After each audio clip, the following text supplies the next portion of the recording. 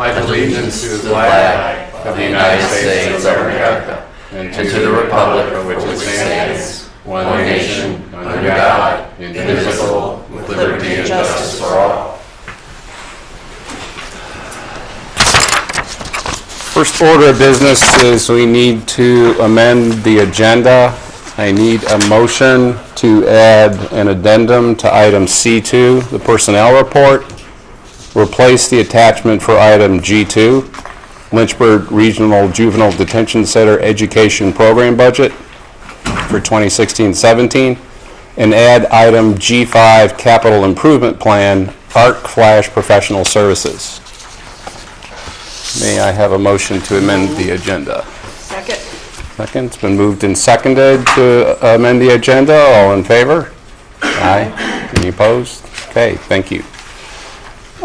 First up is item A, public comments. We do have public comments tonight. First up is Mr. Danny McCain. Before you begin, I have my little disclaimer I need to read first. Persons appearing before the school board will not be allowed to campaign for public office or promote private business ventures and should not use profanity or vulgar language or gestures, make comments about a public official or an employee that are not related to his or her official duties, engage in behavior that disrupts the meeting or intimidates others, or address the school board on issues that do not concern the services, policies, role, and/or responsibilities of the school board. Individual speakers shall limit their comments to 3 minutes. A speaker representing a group shall limit his comments to 5 minutes. The representative shall identify the group at the beginning of his or her presentation. A group may have no more than one spokesperson. The total allotted time for public comments at school board meetings is 30 minutes. Public comments are reserved for the public to provide input. The board does not respond to comments, answer questions, or otherwise engage in discussion at this time. Mr. McCain. Good evening. Good evening. I was here 2 years ago discussing the percentage of Lynchburg City School students who fail the standard learning tests. After reviewing the data for this year, I plan to come tonight to ask some questions, but it's my understanding that you can't respond to comments or questions. Therefore, I came instead to remind you of something that I think we all forgot. At the end of the day, we are not discussing percentage points, but are discussing our children. Children who are not reading and doing math at grade level. You do not get to hit pause and keep them 8 years old while you're trying to find a solution. They will be 9, 10, 11, graduate, and in the workforce with limited basic skills while we have these same conversations. Employers will not care that our community was trying to find a solution. They will care that these young people do not have the skills they need, the skills to get jobs with wages that will support a family. So instead of telling you things you already know, talking about the numbers. And the numbers, and the thing that really caught my mind, looking at the third grade students last year, 46% of the black students, 46% fail reading and math. And then the numbers just go up. I was really satisfied to see some of the scores had increased. Algebra 2 increased 20%. Some more of them increased some. But if we don't take some kind of stand here, third grade students, fourth grade, and then what we're doing, if half of the kids in the third grade fail, then the next year you move them to the fourth grade, then the fourth grade, same thing, you move them to the fifth grade, we just set them up for failure. I think that's a disgrace.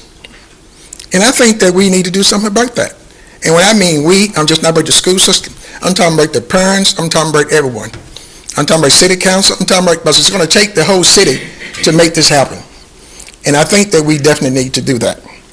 So instead of telling you things you already know, I would like to ask for a meeting where we can discuss the issues, discuss what has been tried, discuss the research and problem practice, and ways that the community can set goals and help problem solving. A meeting where I am invited. I will even plan the meeting. A majority of you agreed to come and participate. I believe the children of Lynchburg deserve our best collective effort to provide them a quality education in the future. So that's what reason I'm here. I remember being here a long time ago. I started in 1998. I started the Concerned Citizen that year. I filed 7 complaints against the school system that year in 2000. We made changes.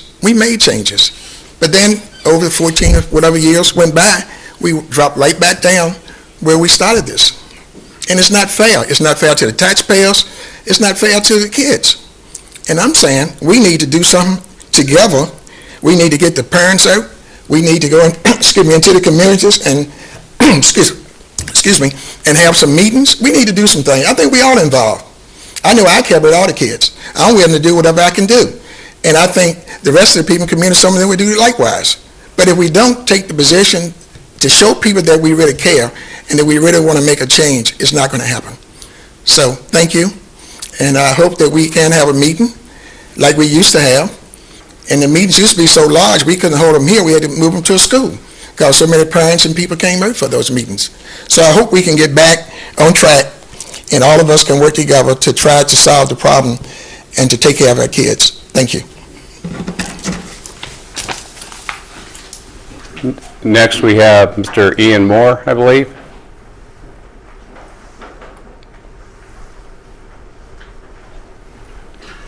Good evening, folks. How are you?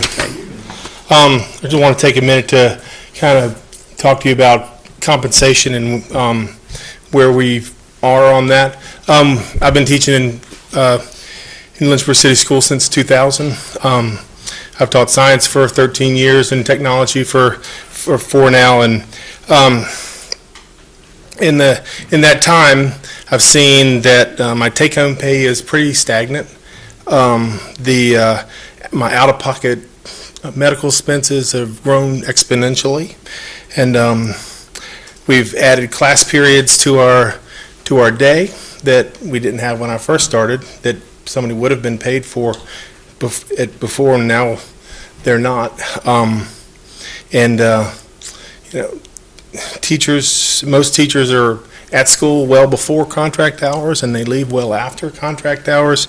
And some of the things that the previous speaker was pointing out is how well we've done. We've kind of met a lot of these expectations, and we've exceeded a lot of the challenges that we've had over the years, and teachers have done our part.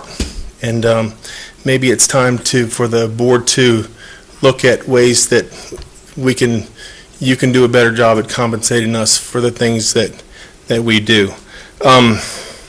2% isn't enough.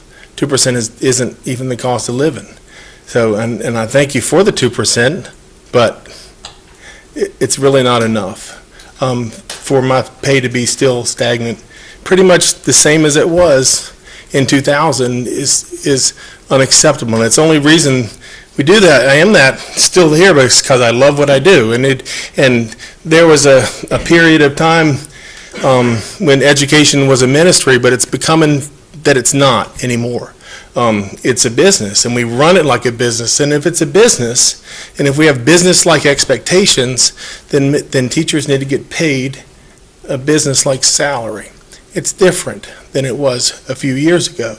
And we've grown, and we have SMART goals that we need to do, which are after a business model. And there's a lot of business model things that we're expected to rise to, and we do. And because we have risen to our end, please take the time and find the money to give us the compensation that we deserve. I know that life is hard for everybody. For me to come up and complain about my issues is the same issues that you have. No matter where you are in the strata, people still have the same issues. But it's not unreasonable to expect fair compensation. Thanks.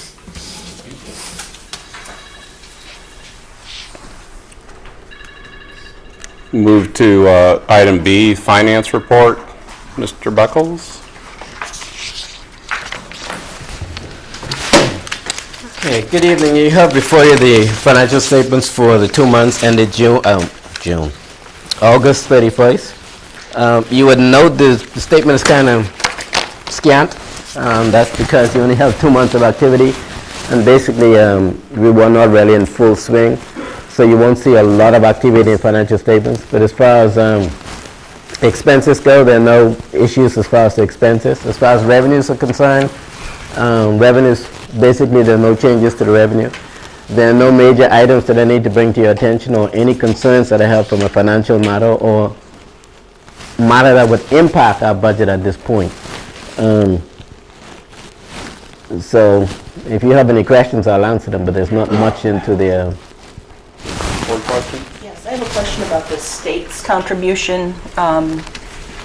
We had talked a little bit before, at one point in time, about salaries, and the state at one, can you refresh us that the state had been willing to contribute a certain amount of money, but then they're not contributing much? Can you just update us?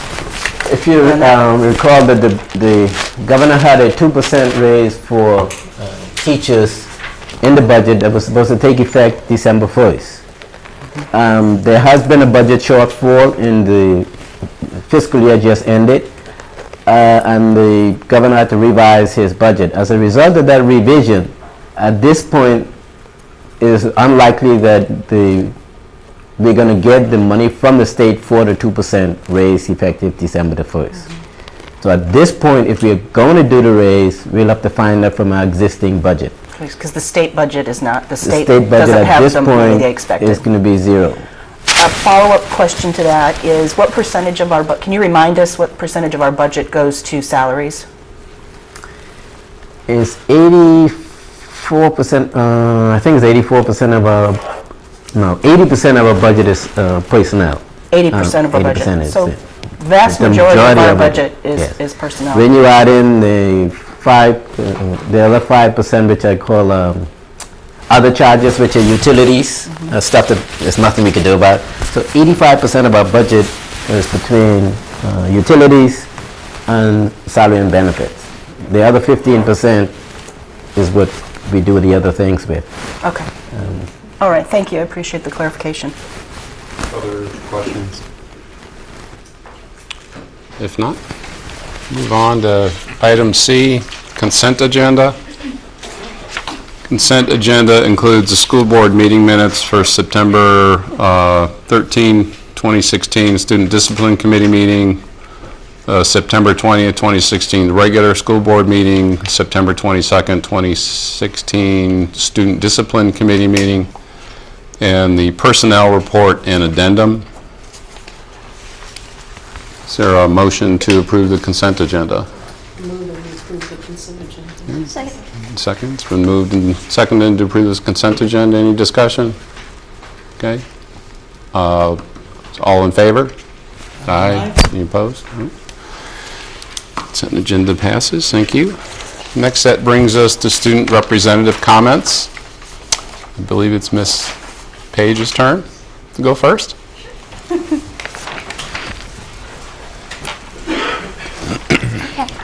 So a lot has been happening at Heritage, and I'll get to more of it later. But first of all, Heritage Media Center received an upgrade with the installation of a 3D printer. Our first 3D printed item was a little dice cube, and they're actually really fun. And I built one back in the 8th grade on a special team, and they're so cool. I suggest coming over and checking it out. Varsity football. Our varsity football team triumphed over the Brookville Bees 27-24, even though the score was 17-0 with Brookville leading at the beginning of the third quarter. We made a major comeback. Pioneer Spotlight. Pioneer Spotlight has been successfully aired in the new school and will occur every Friday. We now stream our morning announcements as well. We used to have them on a certain channel on the TV, but streaming them is so much easier. Varsity volleyball. The Lady Pioneers had a successful fundraiser at Carroll's Place in Forest on September 26th, and we were also victorious over EC Glass on Tuesday. Gear Up. 9th grade students from the 2020 Gear Up cohort at Heritage and EC Glass visited Virginia State University and attended a football game for career and college readiness.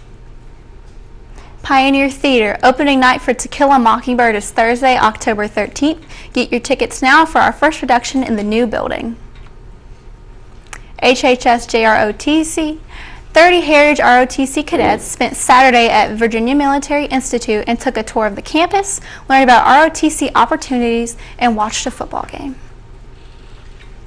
Spirit Week and building dedication. This week is Spirit Week in Big Orange Country. Monday was Blackout Day.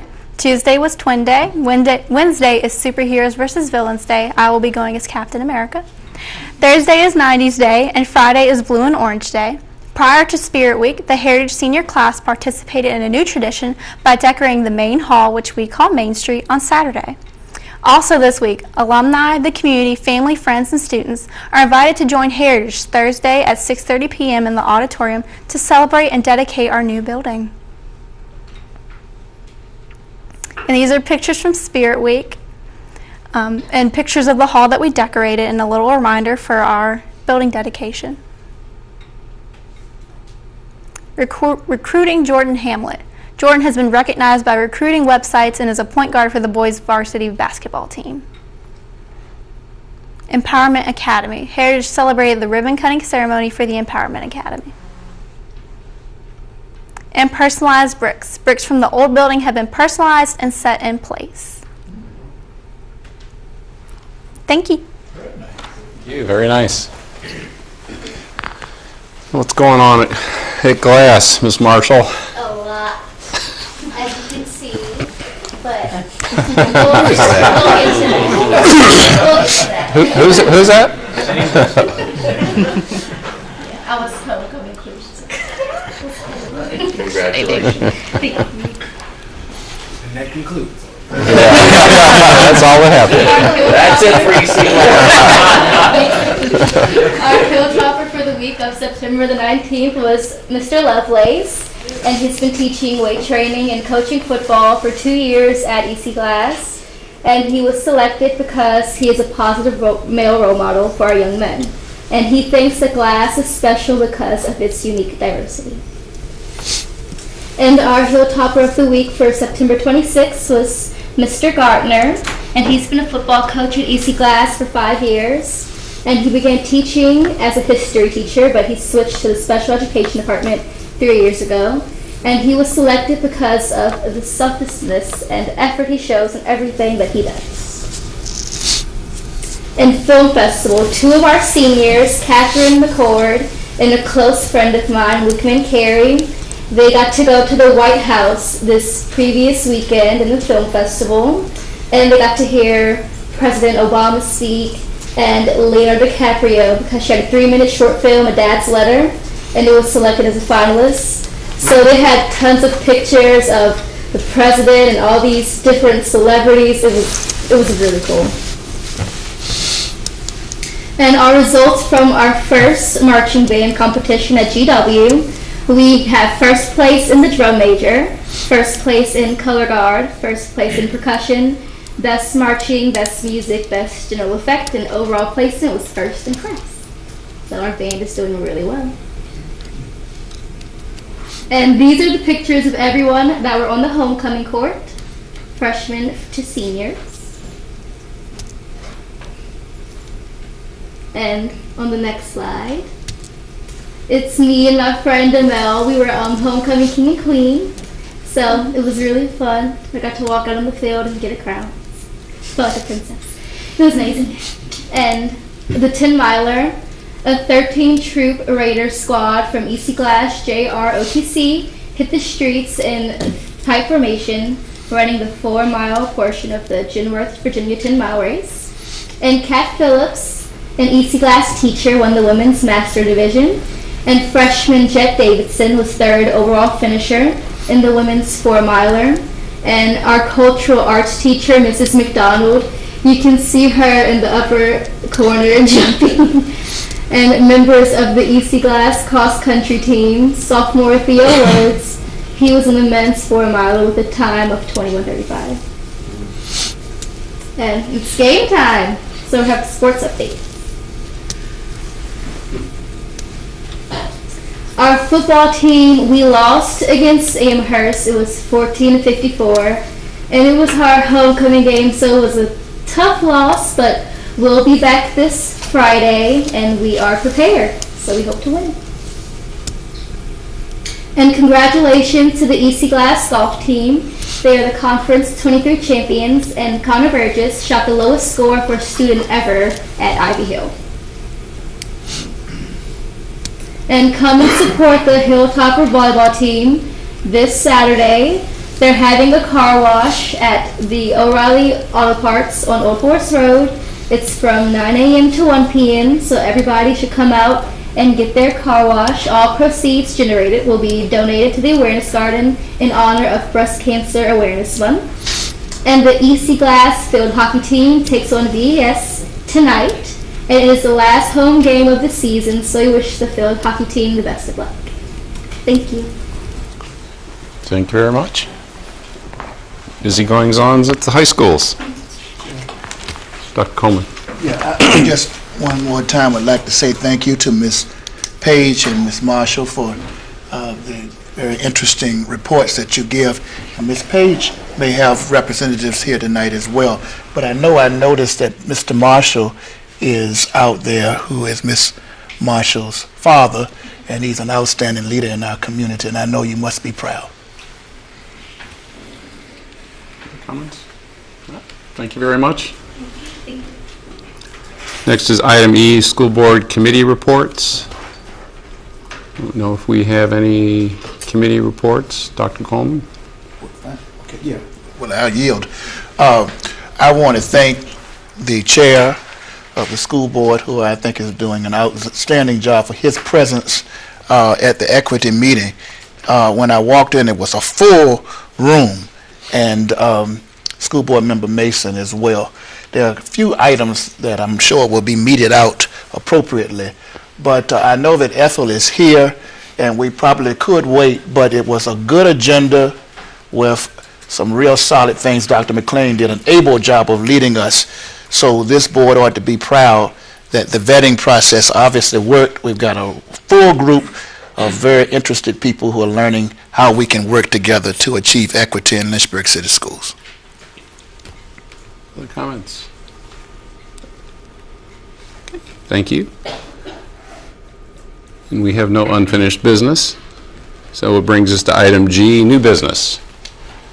And this is the fund balance recommendations. I believe this is Mr. Beckles. Fund balance. Our fund balance for the fiscal year 2015-2016 was $1,358,955. If you take out the $500,000, if you remember, we had removed $600,000 from our health reserve just to cover ourselves in case our health expenses went beyond. It went beyond $100,000, so we're able to put $500,000 back.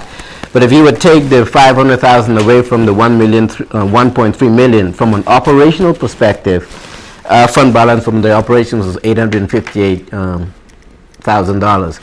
If you remember, we were trying to balance keeping the operation running and also adjusting for the reduction in ADM, which caused a reduction in revenue. So we did make it with basically what I'll say a $858,000 fund balance. Just for going forward, a fund balance less than $1 million is okay. And when we're getting down to $500,000, I'm getting a little bit nervous because the haircut is a little bit too low. So anywhere below $1 million and $700,000 is where I'm trying to keep the fund balance. Anything lower than that, like I said, is a little sweating time. But we made it through on this time. Here's our recommendation for how to reallocate the fund balance.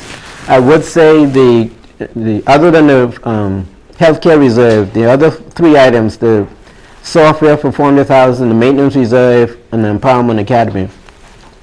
If you remember when we were going through that time, what I was trying to do is keep the operations going without any significant effect. And those items and these three major items that we could kind of delay with how I kept the buffer going. If you remember, we did have the software money in the budget last year, but that was one of those that I kind of kept on the side. The maintenance reserve, if you remember, the chiller at Paul Monroe had gone out and we had to get that fixed, so we had to use the reserve.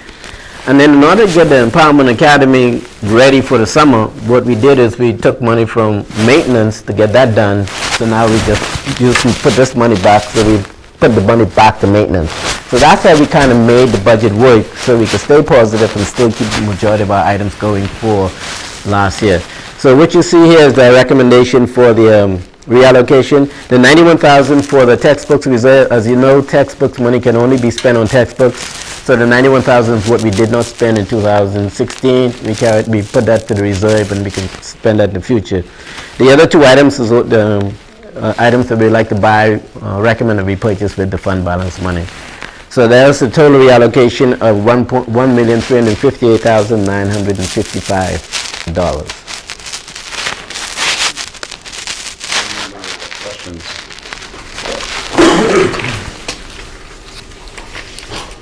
Comments?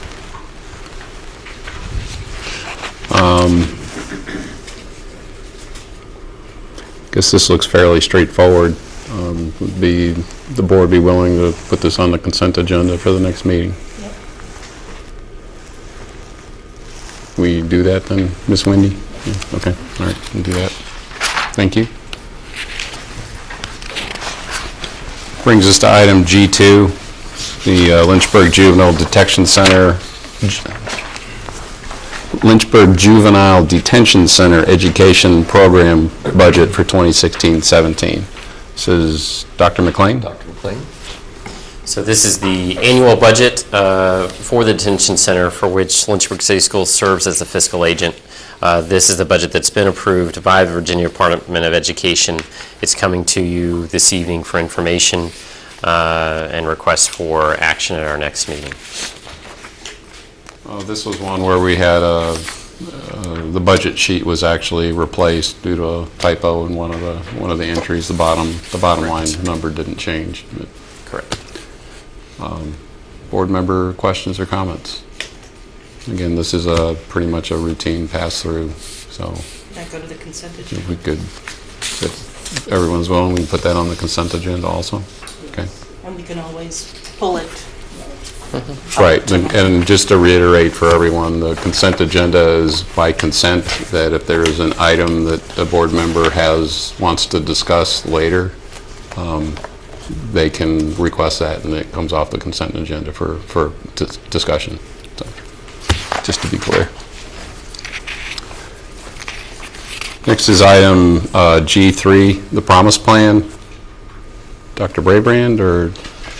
Yeah, we're going to talk a little bit about PBIS, which is an initiative that we've had going on for really since my second year here, but it's been maturing, and I don't know whether Dr. McLean has an introduction before having our presenter come up, but I'll turn it over to him and see. Yep. Actually, I think we'll have a few handoffs on this one. I was actually going to call on LaTanya Brown, who has overseen a lot of these efforts since she came on board a little over a year ago. And she has with her Jackie Pinn, and they're going to share an update of where we are with PBIS. So. As we embark upon our fourth year in the Positive Behavior Intervention Supports process, we are progressing with diligence, commitment, and intentionality. LCS has designated Jacqueline Pinn as our PBIS Division Coordinator to assist in this initiative. Ms. Pinn plays a crucial role in unifying our division by ensuring that the critical elements of PBIS are being implemented with integrity, fidelity, and consistency. Our PBIS journey supports best practices of character education, responsive classroom, and other crucial evidence best practices, strategies, and interventions that results in safer schools, improved school performances, improved attendance, positive school climate, improved behavior outcomes, and positive character building. At this time, Ms. Pinn will lead you on our PBIS journey. Good evening. Thank you. So I would just like to begin by reminding everyone what the acronym PBS stands for, because we have so many acronyms in education. It's just important to revisit that. So P for positive, B for behavioral, I for interventions, and S for supports. So this is the framework that we use to implement other strategies and interventions that support our students. These are the critical elements that are going to be very instrumental in us being successful. Every school has a PBS team. Every school is analyzing the data, office referral data, amongst other pieces of data as well, and analyzing it to see if the supports, interventions, and strategies that we've selected are working, or if we need to revisit what we're using.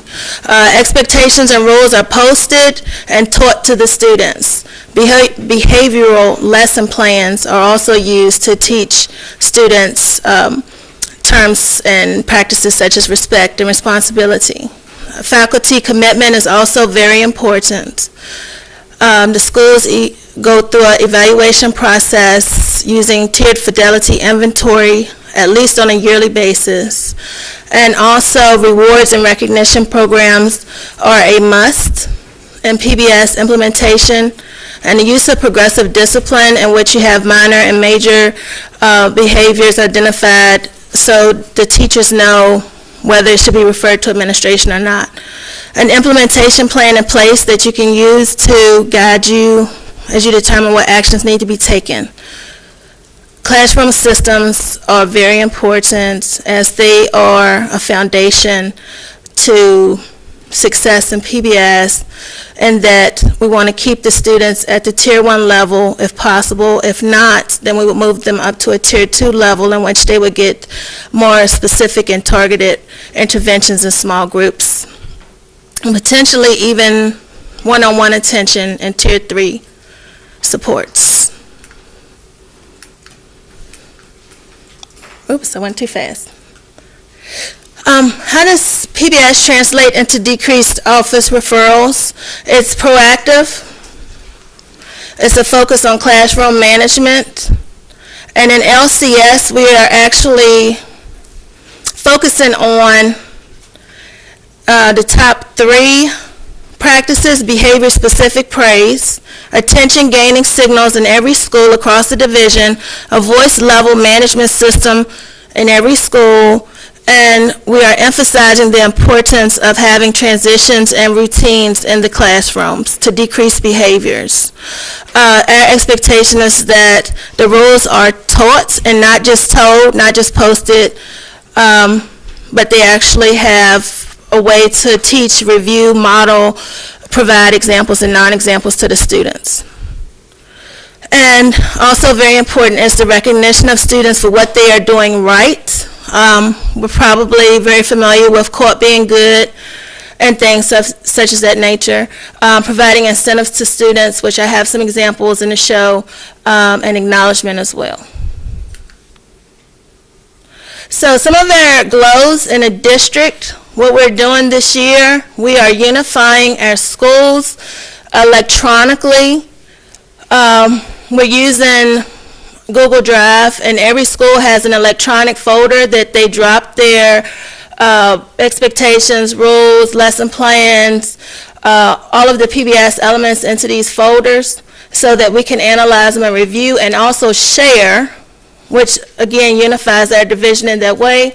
All of the groups, PBS groups, administrator groups, the teams based at the schools, as well as general Google Classroom for the employees, all the staff are welcome to this particular Google Classroom, which has a lot of information about PBIS resources.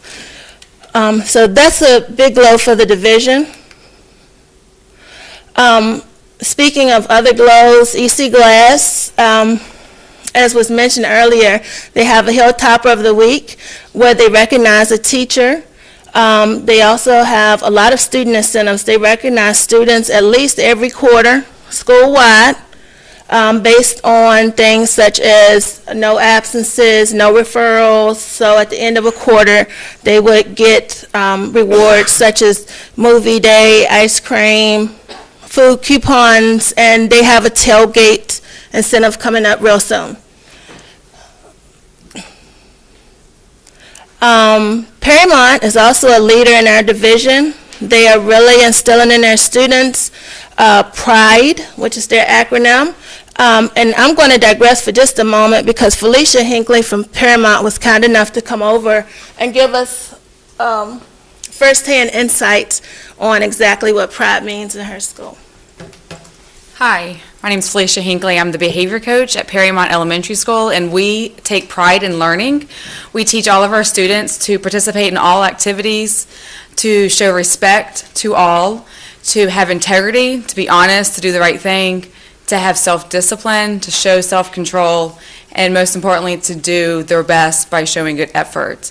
So they take pride in learning in the classroom, outside of the classroom, like in the hallways. There's expectations of how they show pride in the hallways, how they show pride in the cafeteria, the restrooms, even outside during recess. So we emphasize how we can all be pride and be Panthers in Perrymont Elementary School's community by making it a positive, warm, inviting climate to show pride. Thank you.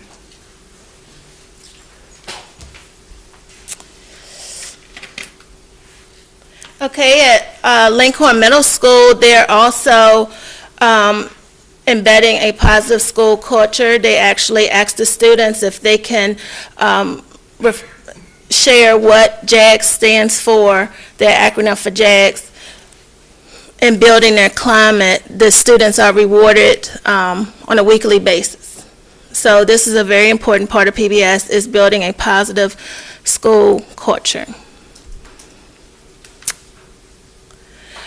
RS Payne is highlighted because they have a really extensive flow chart that teachers are to utilize, and really it's utilized school-wide, as to outline the progressive discipline process, which is very important because it allows a process to happen so that students aren't sent from the classroom straight to the administrator for things that the teacher can handle. So it helps the teachers decipher, well, what's a minor offense, what's a major, should we be sending them to the administrator, or should we try to handle this with some of the strategies that they are being trained on.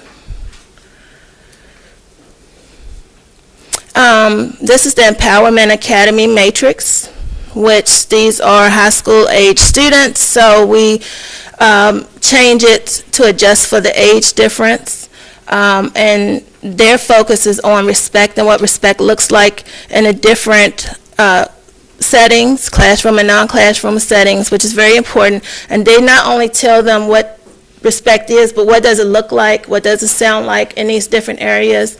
And this can extend into what does it look like and sound like in the community. So they have a big focus on teaching their students things such as these. And this is the matrix that they have in place.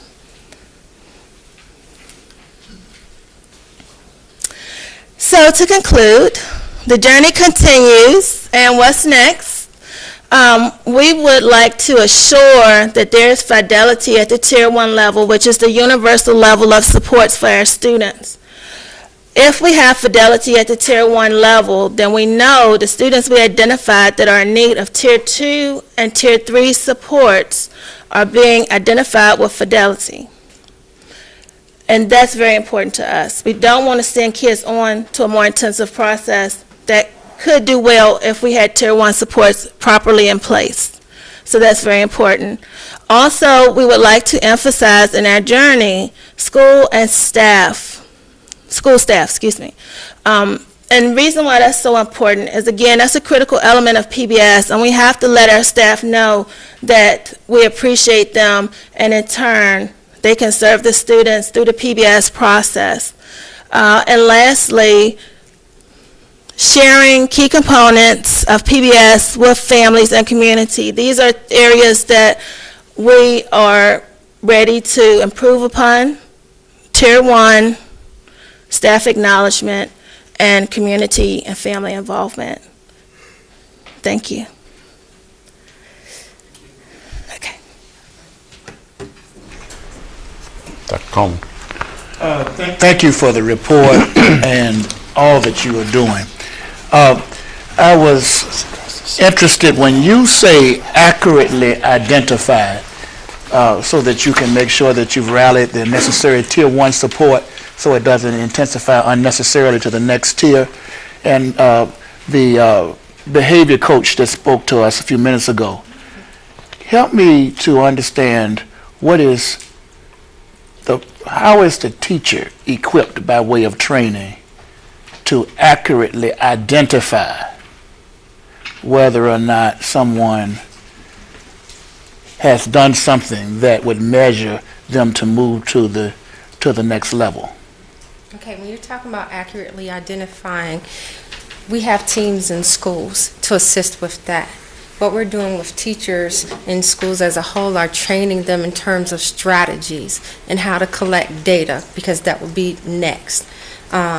We move students by data collection and by observation and viewing the whole child to see what supports are needed.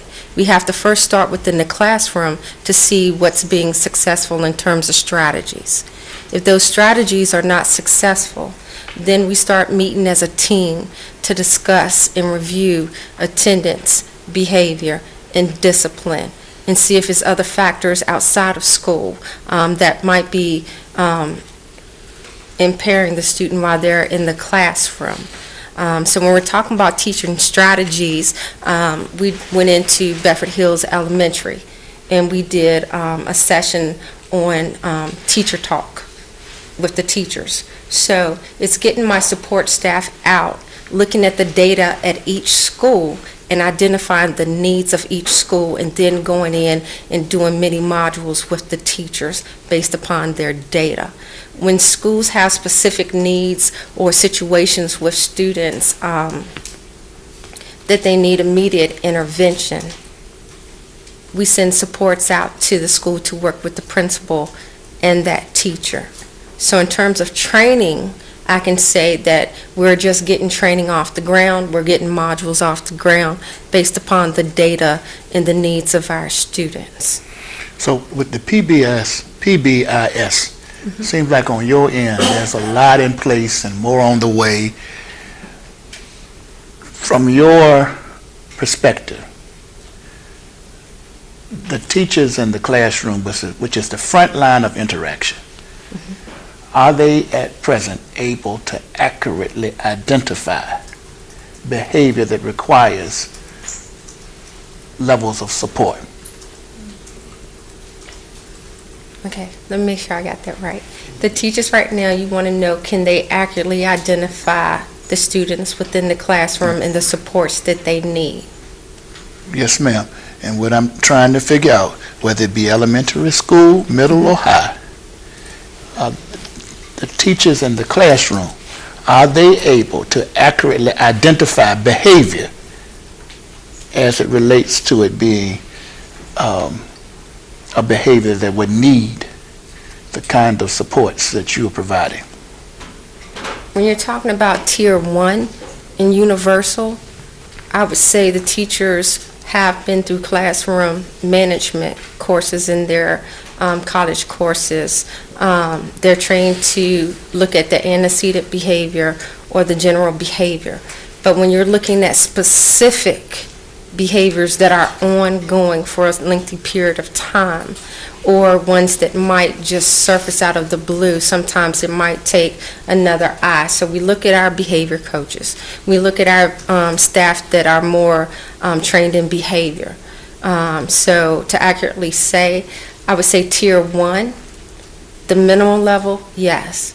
But we need to grow the teacher's knowledge and the training in terms of behavior skills and identifying behaviors. Have we laid the foundation? We started laying that foundation last year with classifying minor and major behaviors, and also with doing videos for the teachers to view. So does more training need to occur? Yes, sir. Mr. Chair, I just want to applaud this team for what they're doing, for the superintendent to lead us in this direction. But across the country, even the Commonwealth of Virginia, there are many students who are being incorrectly identified. And once they get caught up in the system and out of the school, many of them are dying within a window of period of time. And so I just think that this is important, and that we be really mindful of the fact that how we handle students has a lot to do with their very lives. And so I'm proud that this is happening, but we got to make sure that all of our teachers know exactly what they need to know at all of those tiers that you just mentioned. Dr. Bravery. If I could, I think where we are as a division, we're getting much, much stronger now in Tier 1 than we ever have been. With our PBIS team, schools looking at data, helping make sure we have the best strategies in teachers' hands to make sure kids are caught doing things right instead of that chance to punish a kid because they're doing wrong.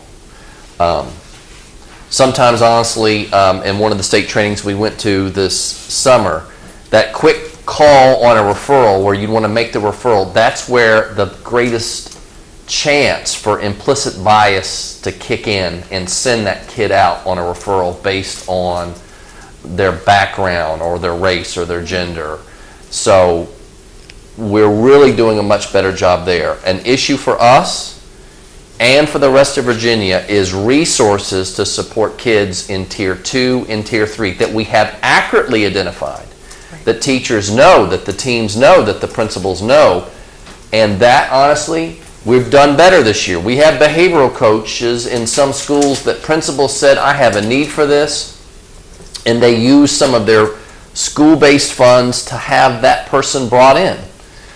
But the reality is we have to do more. The State Board of Education just reviewed, for their first review after listening to feedback that included the Lynchburg community, they went to 3 or 4 hearings, a new set of standards of quality for Virginia that would provide a counselor for every 100 and 250 kids.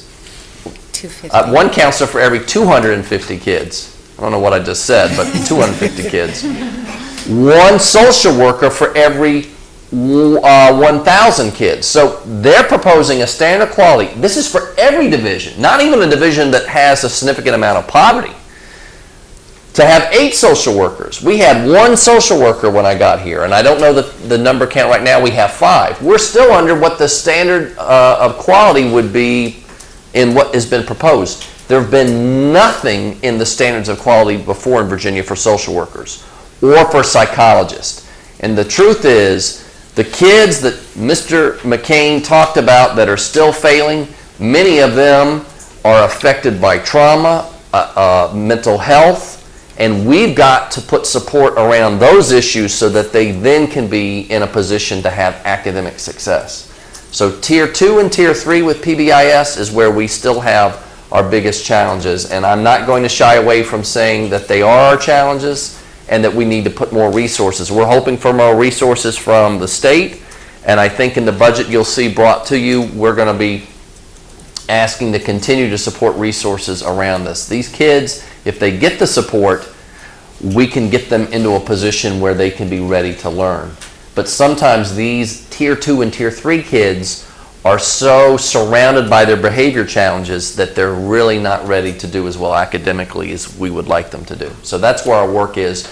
The good news is we are really, really getting to a point, I think by the end of this year, that we're going to have fidelity around our Tier 1 systems in all of our schools. That's certainly what our team's goal is this year. And can I add that we just did trauma-informed training that Dr. Braban attended as well. So when we're looking at the mental health piece, we're starting to attend training to get our the training modules ready to go out to the school, and also working collaboratively with Ms. Reeves and Mr. Vanderwerker, with Ms. Reeves working with the community foundation to talk about recovery for our students, and looking at what we can do differently in the division. So working more collaboratively with other departments within this building to meet the needs of our students. So we're very aware that we have some unique needs, and we're ready for that challenge and looking at things outside of the box that hasn't been done before. Ms. Carter?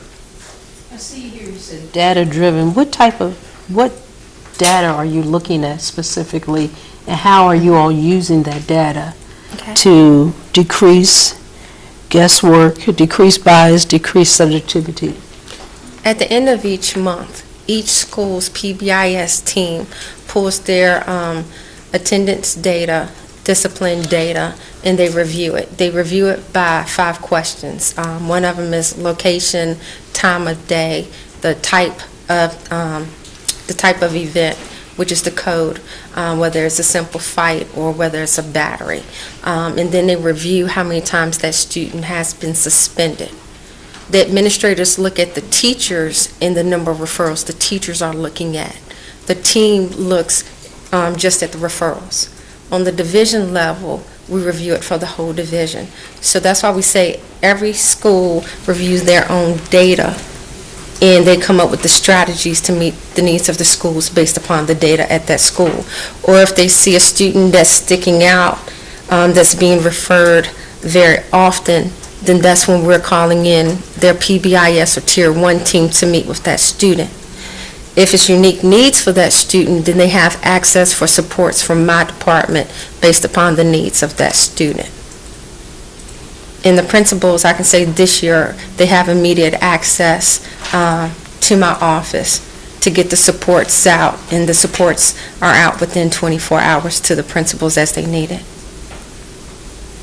And are you all using like a national evidence-based practice or program? We've used when you're looking at PBIS, it's a whole system, it's your basis, it's your foundation. And so what we do is incorporate other things of, say for example, different components of character ed, responsive classroom. Everything that we implement will be evidence-based, and we pulled from the Virginia Tiered Systems of Supports. We use their resource for that, and also we use PBIS out of Illinois because they've been up and running the longest for looking for resources for that. And we have a TTAC person. Can I talk about the grant that we just applied for, just in case?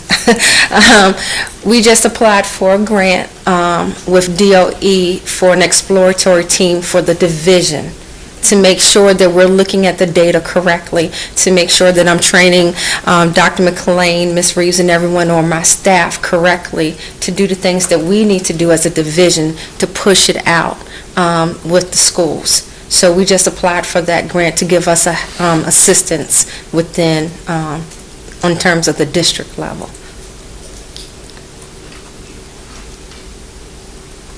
Other questions, comments?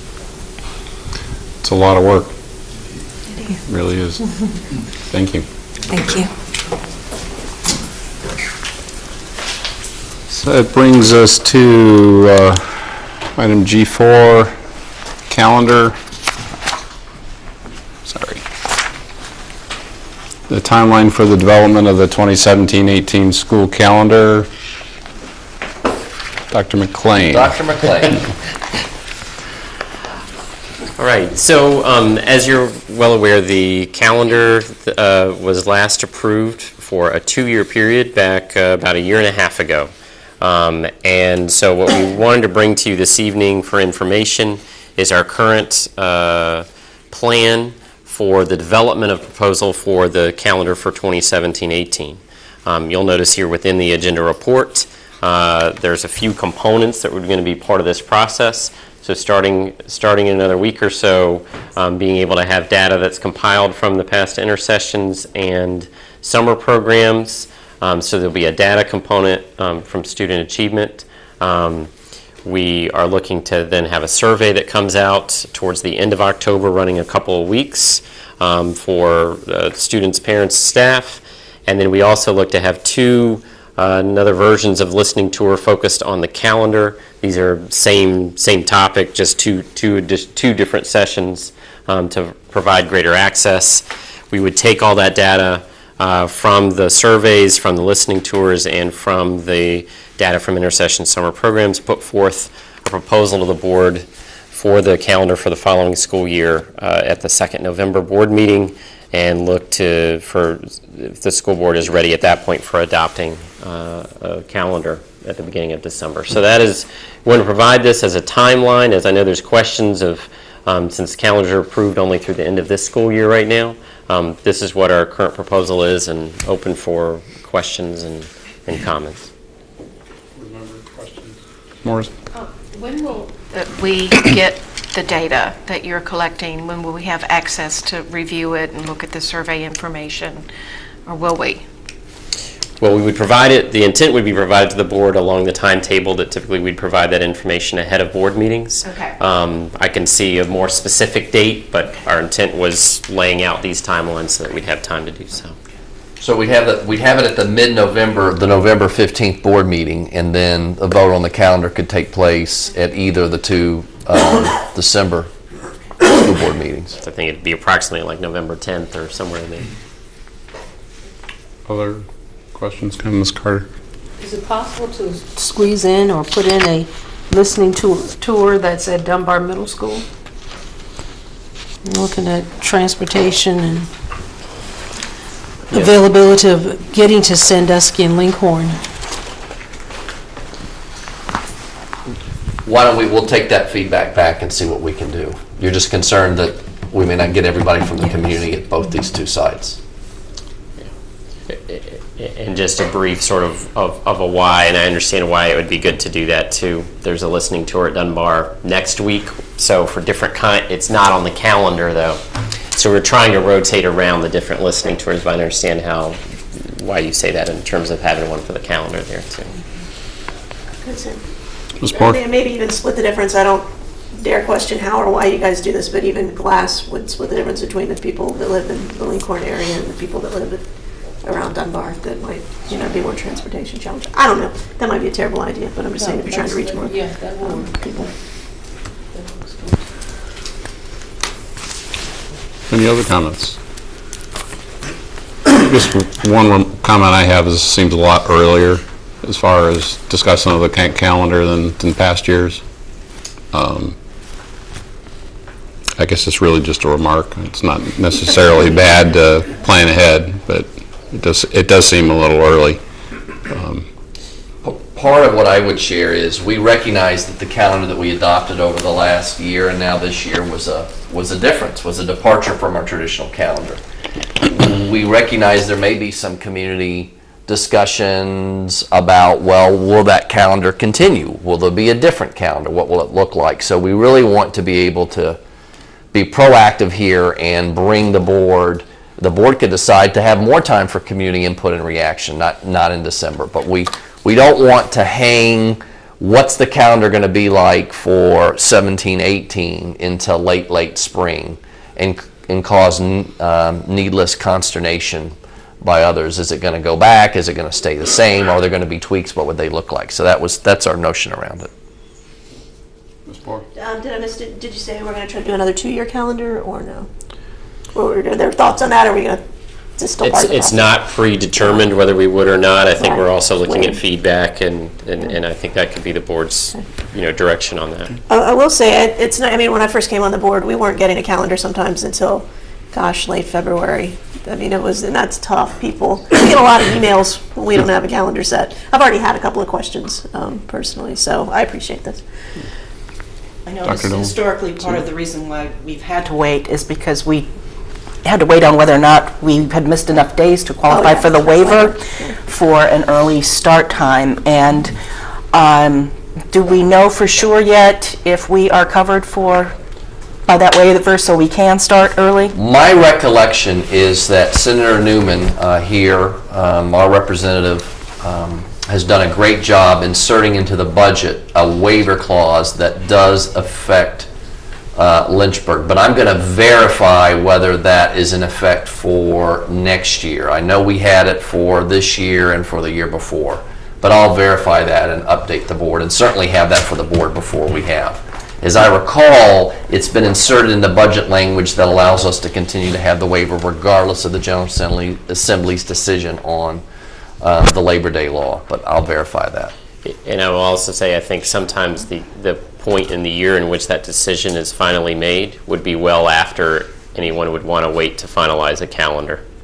So unfortunately, kind of the timing of the legislature, sometimes it runs to being like May, and folks aren't going to wait till May to do that. So sometimes we have to make our best call, and then. Yeah, I'm hopeful that the Virginia budget that was just passed last year was a 2-year budget, and I believe the budget language allows for that waiver in both years. But I think so too. We're talking, of course, to you all right now. I want to be sure I'm 100% sure. I want to go back and we'll check the language, and I'll give you an update when we come and bring this information to you next month.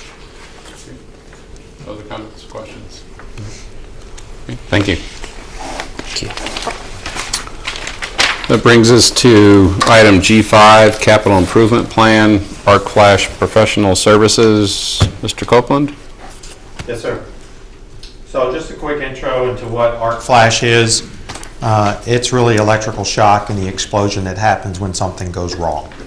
So being that we operate every school on high needs of electricity, we need to ensure that we're providing safety and the training needed to protect our employees when they work in and around all the electrical services that we have in our schools.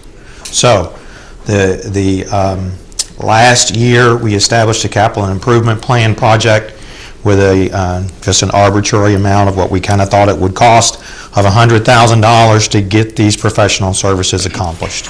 In April, we released an RFP with the help of the City Purchasing Department. We received 15 proposals. We reviewed those here within the last 60 days and invited 3 of those companies to actually give us a presentation and do a telephonic interview. Based off of that, we determined that Llewellyn Technologies is the best company to do that work.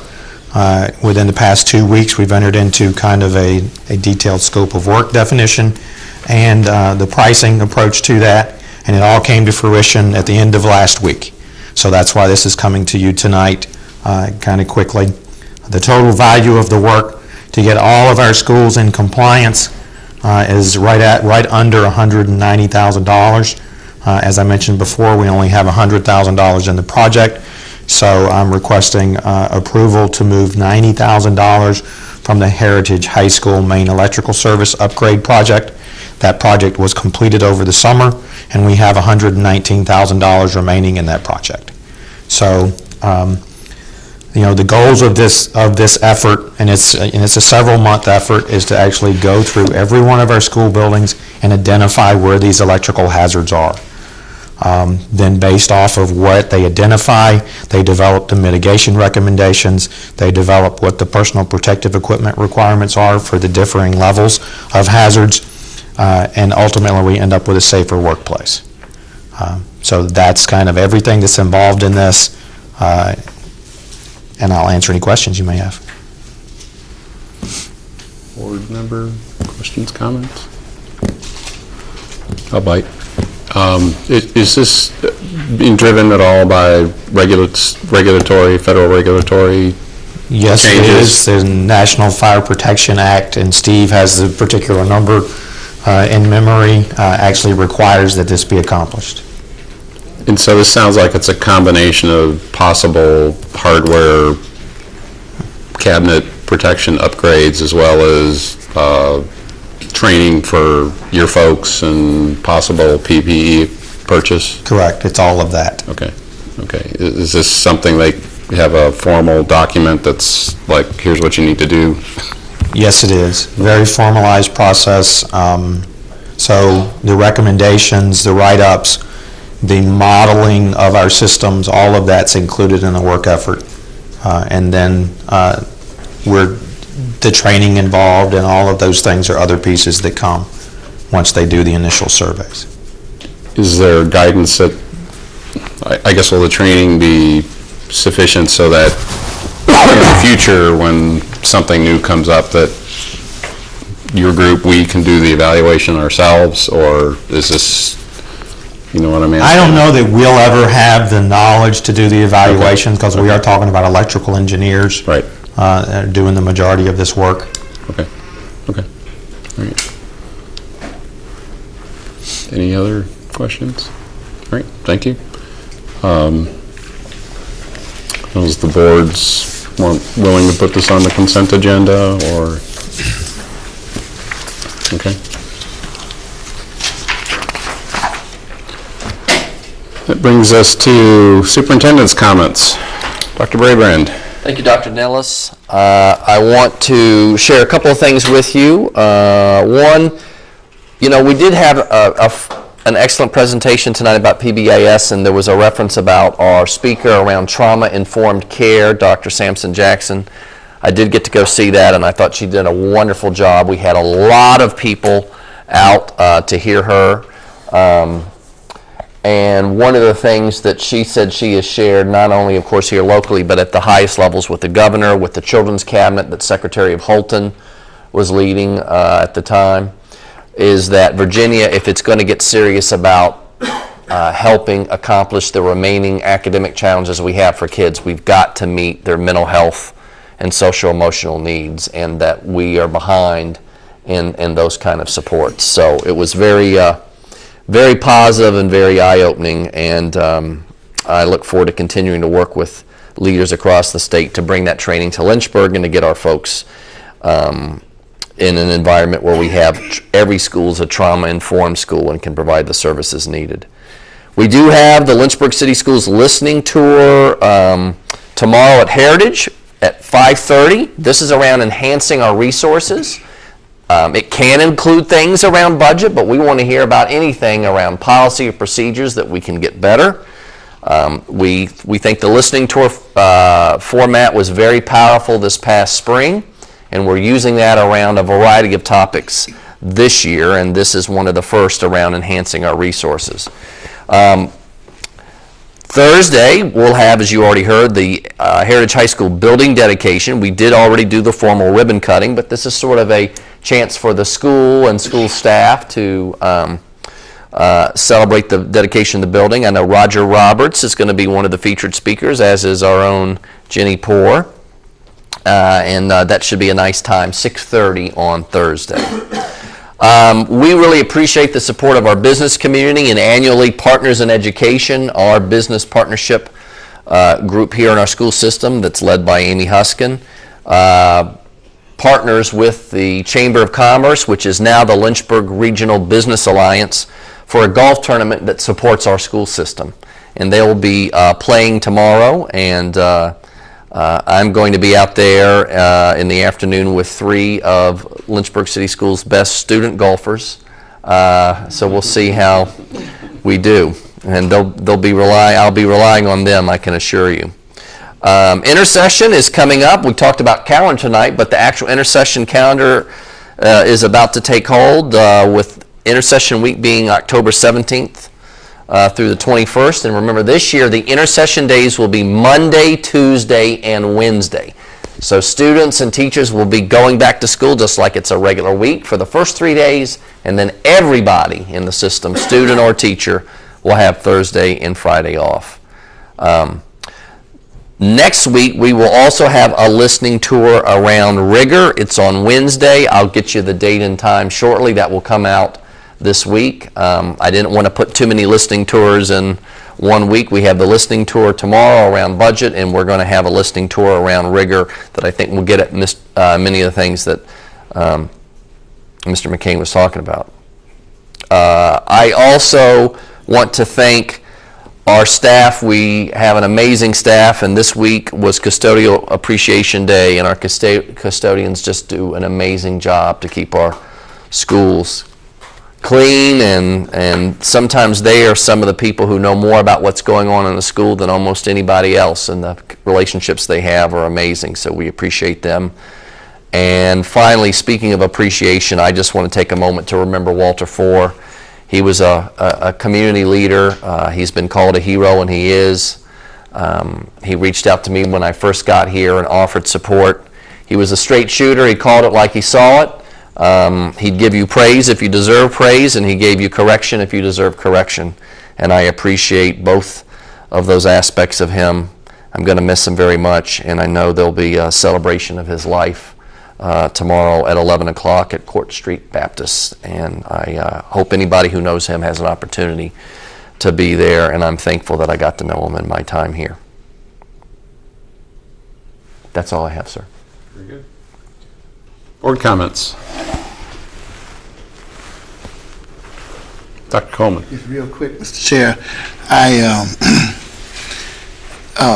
echo the sentiments of Dr. Brabrand around Walter, and his legacy will continue to move us forward. I was so grateful to see the young people involved at the Empowerment Academy in Casey Crab and all of those who participated in that event for the Empowerment Academy. And Mr. Copeland, again, thank you for the fine work as you have done at Heritage with that facility. To look at it, I felt so good because everything is there, and it feels like a place of learning, and a great attention was given to it. And so I'm very grateful for what I witnessed in the schools, the students' involvement. And lastly, I would say on this night that just 40 or so minutes away from here, the world's attention is on Farmville at a college for the vice presidential debate, that we all would be applauding our efforts to help these young people, because they do matter. And so that's a good thing. Thank you. Ms. Carter? It was good to see in the newspaper regarding the Empowerment Academy. That was a nice article, really like that. And also to the custodians, I think we have some of the nicest maintained schools, and sometimes you walk in, you think you're walking on, that the floor is wet. It looks so shiny, and I've gone to some of the others, they're not as nice, but so really applaud them in their service. Other board member comments? Ms. Board? Just to follow up on that, yeah, it's amazing. When my daughter was littler, she was afraid to walk on the floors at Perrymont because she thought they were glass and she was going to fall through. That's a spectacular polished job in a 50-year-old school when the floors are that shiny. So just, they're wonderful. And if anybody is in the buildings this week, just tell them thank you. I know we have a lot of families watching at home. Parents, just say thank you if you get to see them. Just a reminder, as our Heritage rep said, next week, To Kill a Mockingbird is at Heritage. You should really go see that. I think you're really going to like it. Thank you. Ms. Carter? And just invite everyone to please come out to the listening tours to make your presence and your voice known. Whatever your concerns are, you can call us and email us, but come out and share your thoughts, and so that we can do better and hear what you want to say or have to say. Thank you. I just wanted to say that I had an opportunity to visit some students in an informal setting. I actually attended Dunbar and middle school football game, and I was amazed how excited parents are to see us. So I just encourage fellow board members to, just make some drop-in visits, because it does mean a lot. I had several families, and I didn't go, announcing my presence, but parents that recognized me and just thanked me for taking the time to come out and see their students. Thank you. Okay.